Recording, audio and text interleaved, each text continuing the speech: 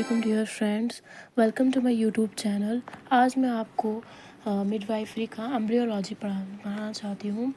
आज ये टॉपिक है embryology and fetal development. Embryology और फीटल डेवलपमेंट क्या होता है? इसमें एम्ब्रियोज़ की डेवलपमेंट होती है, मतलब कि इसमें बहुत सारी चेंजेस आती है। जो मतलब मदर के वॉम में जो फीटस होता है उसमें क्या क्या चेंजेस आती हैं वो हम इसमें देखते हैं। तो सबसे पहले हम फीटल सर्कुलेशन पढ़ेंगे। फीटल सर्कुलेशन क्या होता है? फीटल सर्कुलेशन एक ऐसी सर्कुलेशन होती है जो क्या करती है, मतलब ब्लड सर्कुलेट करती है और oxidated blood, deoxidated blood, nutritive material foetus से मदर से फीटस तक पहुंचाती है। उसको हम बोलते हैं फीटस सर्कुलेशन। जो deoxidated blood, oxidated blood mother से फीटस तक पहुंचाती है। अब फीटस सर्कुलेशन में क्या है, जो ऑक्सीजन है डिराइव होता है प्लेसेंटा से, और प्लेसेंटा जो एक ओनली सोर्स ऑफ न्यूट्रिशन है जो site of elimination of waste जो है एलिमिनेट करता है। और बर्थ के टाइम पे यहाँ पे बहुत सारी चेंजेस होती हैं सिचुएशन में। सेवरल टेम्परेरी स्ट्रक्चर जो है वो फीटस सर्कुलेशन में टेक प्लेस करता है। मतलब यहाँ पे आप नीचे स्ट्रक्चर देख सकते हो, ये स्ट्रक्चर जो है टेक प्लेस करता है। पहला आता है हमारा नंबर 1 पे अम्बिलिकल वीन। अम्बिलिकल वीन क्या करता है, ऑक्सीजनेटेड ब्लड जो है वो कैरी करता है हमारा। और सेकंड पे आता है डक्टस वीनस, और डक्टस विनोसस जो होता है वीन टू वीन कनेक्शन होता है।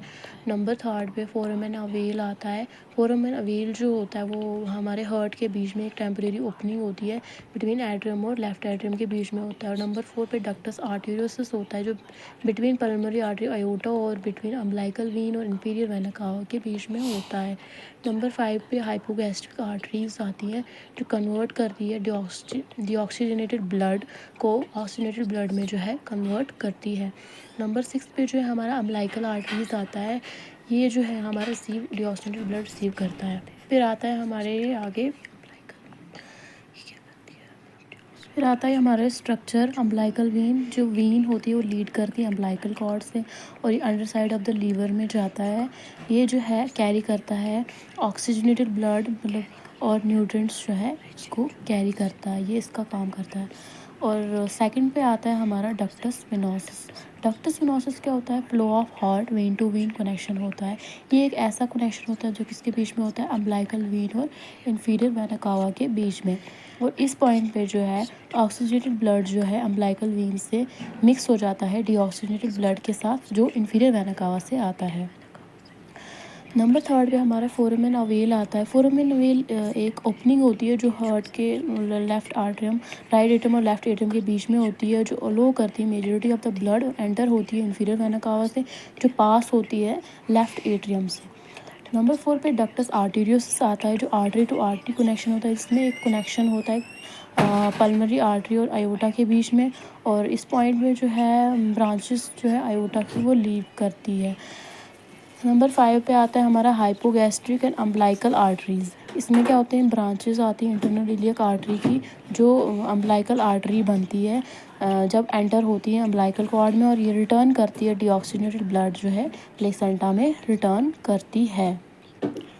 नेक्स्ट हमारे यहाँ पे डायग्राम है जो हम आपको आप अंडरस्टैंड कर सकते हो यहाँ से क्या क्या, मतलब इसमें कैसे जो है ब्लड जो है फीटस तक पहुँचता है। यहाँ सबसे पहले हमें यहाँ पे प्लेसेंटा जो है शो हो रहा है। प्लेसेंटा में हमारा यहाँ से जो है ऑक्सीजनेटेड ब्लड जो है वो जा रहा है यहाँ से अम्बिलिकल वीन से जो ऑक्सीजनेटेड ब्लड जो है लीवर में जा रहा है। लीवर से जो है पोर्टल वीन के ज़रिए जो है ये ब्लड जा रहा है, पोर्टल वीन के रिसीव हो रहा है deoxygenated blood through ductus venosus के।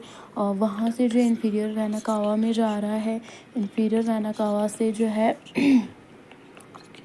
मतलब ये डक्टस विनोसस के थ्रू इंफीरियर वेना कावा से राइट वेंट्रिकल में जा रहा है, राइट वेंट्रिकल से राइट एट्रियम में जा रहा है। और यहाँ पे एक ओपनिंग आती है हार्ट के बीच में जिसको हम बोलते हैं फोरामेन अवेल। फोरामेन अवेल से जो है ये लेफ़्ट आर्टरियम ऑफ हार्ट में जाता है, लेफ़्ट एट्रियम से जो है लेफ़्ट वेंट्रिकल में जाता है। तो उसके बाद हमारा आता है वेंट्रिकुलर सिस्टोल। ये है वेंट्रिकुलर सिस्टोल हमारा। इसमें हम पढ़ते हैं कि ब्लड कैसे पंप होता है, ब्लड पंप होता है। तो तो इसमें हम यही पढ़ते हैं। तो यहाँ पे हमारा राइट लंग है और यहाँ पर हमारा लेफ़्ट लंग है, ठीक है। और यहाँ पे जो है हमारा सुपीरियर वेना कावा और यहाँ पे असेंडिंग अयोटा, जहाँ से जो है ब्लड पंप हो रहा है और डिस्ट्रीब्यूट कर रहा है ब्रांचेस को हार्ट, हेड, नेक, ब्रेन और आर्म में, ठीक है।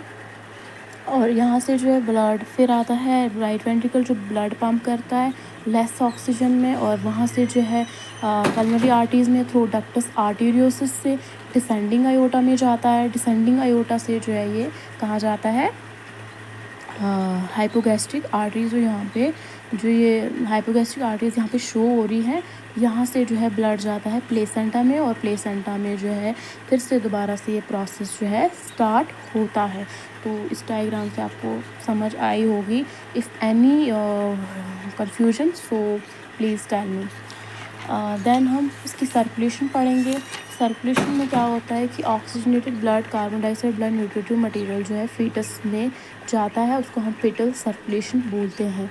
तो ये फ़्लो चार्ट है, फ़्लो चार्ट के ज़रिए भी हम समझ सकते हैं। जो ऑक्सीजनेटेड ब्लड जो है प्लेसेंटा से आता है थ्रू अम्बिलिकल वेन के ज़रिए, वहाँ से जो है लीवर में जाता है, और लीवर से जो है रिसीव होता है ऑक्सीजनेटेड ब्लड जो है पोर्टल वेन से रिसीव होता है और थ्रू डक्टस वेनोसिस के थ्रू, और वहाँ से जो है इंफीरियर वेना कावा में जाता है, और वहाँ से राइट एट्रियम ऑफ हार्ट में जाता है, वहाँ से फोरामेन अवील जो ओपनिंग है हार्ट की, वहाँ से लेफ़्ट एट्रियम ऑफ हार्ट, और फिर वहाँ से लेफ़्ट वेंट्रिकल ऑफ हार्ट में जाता है। फिर आता है हमारा during ventricular systole. During ventricular systole में हम ब्लड पंप देखते हैं। इसके दो होते हैं, दो पार्ट्स पे, लेफ़्ट वेंट्रिकल और राइट वेंट्रिकल। लेफ़्ट वेंट्रिकल क्या करता है, ब्लड पंप करता है कहाँ पे, असेंडिंग अयोटा में, और डिस्ट्रीब्यूट करता है ब्रांचेस को हार्ट में, हेड में, नेक में और ब्रेन में और आर्म में। और राइट वेंट्रिकल जो है ब्लड पंप करता है लेस ऑक्सीजन, वहाँ से जो है पल्मोनरी आर्टरीज़ में जाता है, और ये through ductus arteriosus in descending aorta में और हाइपोगैस्ट्रिक आर्टरीज़ में, और वहाँ से प्लेसेंटा में फिर से प्रोसेस स्टार्ट। अब यहाँ पे हम नॉर्मल सर्कुलेटरी चेंजेस पढ़ते हैं, बर्थ में क्या क्या चेंजेस आती हैं इसमें। तो सबसे पहले जो है हम जब अम्बिलिकल कॉर्ड जो है क्लैम्प होते हैं और कट करती है, तो ब्लड मतलब बर्थ के टाइम पे ब्लड सप्लाई जो है प्लेसेंटा से स्टॉप हो जाता है, और ऑक्सीजनेशन जो है टेक प्लेस करती है। जो न्यूबॉर्न लंग्स होते हैं बच्चे का, जो न्यूबॉर्न लंग्स है उसमें टेक प्लेस, और लंग्स जो एक्सपेंड करती है एयर के साथ, और पल्मोनरी आर्टरीज जो है प्रेशर इंक्रीज़ करती है, लेकिन सर्कुलेशन जो है लंग्स की डिक्रीज़ हो जाती है, लीड करती है स्ट्रक्चरल चेंजेस जो सर्कुलेटरी सिस्टम में आती है। इसमें बहुत सारी चेंज और क्लोजर होता है। क्लोजर होती है अम्बिलिकल आर्टरीज़ में, मतलब कैसे कब जो है क्लोज़ होती है, ये जो जितनी भी है जैसे कि अम्बिलिकल आर्टरी है कुछ पार्ट्स पे क्लोज है। और फंक्शनल क्लोजर कब होता है, occurs on after birth with structure closure, इसका कब होता है 2 से 3 मंथ्स में बंद हो जाता है। और अम्बिलिकल आर्टरीज़ को बाद में हम क्या बोलते हैं, लेटरल अम्बिलिकल लिगामेंट्स। तो सेकंड पे हमारा आता है क्लोजर ऑफ डक्टस आर्टरी। अब डक्टस आर्टेरियोसिस कब क्लोज होता है, फंक्शनल क्लोजर जो है ये एस्टैब्लिशमेंट ऑफ पल्मोनरी रेस्पिरेशन के बाद ही जो है इसका क्लोज हो जाता है, और अनाटॉमिकल क्लोजर 1 से 3 मंथ्स में हो जाता है। तो आगे हम पढ़ेंगे जो ये स्ट्रक्चर जो है फिर बाद में क्या बनता है, लिगामेंटम आर्टेरियोसम। फिर आता है हमारा third closure of umbilical. Umbilical vein कब क्लोज होता है, तो फंक्शनल क्लोजर आकर लेटल आफ्टर डिलीवरी के बाद ही ये क्लोज हो जाता है, लेकिन स्ट्रक्चर क्लोजर जो है 2 से 3 मंथ्स में हो जाता है। वैसे फिर उसके बाद उसको क्या बोलते हैं, लिगामेंटम टेयर, स्ट्रक्चर को लिगामेंटम टेयर। तो फिर फोर्थ पे आता है closure of ductus venosus. Ductus venosus का क्लोजर कब होता है, soon after the clamping of umbilical cord, जब क्लैम्प करते हैं। स्ट्रक्चर क्लोजर तो 3 से 7 दिन में हो जाता है, और ये इसको हम बाद में क्या बोलते हैं, लिगामेंटम सिनोसम। फिर closure of foramen ovale. Foramen ovale का क्लोजर कब होता है, फंक्शनल क्लोजर जो है ये एस्टैब्लिशमेंट ऑफ पल्मोनरी सर्कुलेशन हो जाती है उसके बाद हो जाता है फंक्शनल क्लोजर, और एनाटॉमिकल क्लोजर जो है ये 12 मंथ्स में हो जाता है।